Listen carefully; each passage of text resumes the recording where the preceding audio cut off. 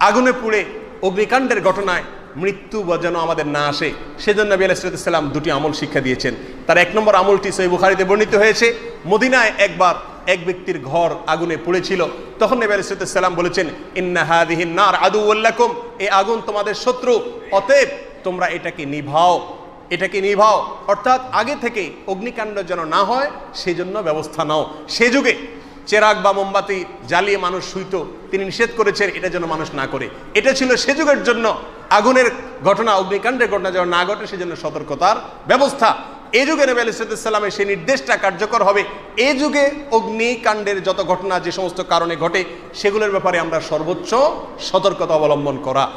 অতএব অবকাঠামোগতভাবে এবং সংশ্লিষ্ট আরো যতভাবে অগ্নিকাণ্ডের ঘটনা রোধ করা যায়, যেন অগ্নিকাণ্ডের ঘটনা না হয় সেই জন্য ব্যবস্থা গ্রহণ করা, এটা হলো নবী আলাইহিস সালামের প্রথম নির্দেশ। আর দ্বিতীয় নির্দেশ হলো আল্লাহর কাছে আশ্রয় চেয়ে দোয়া করা।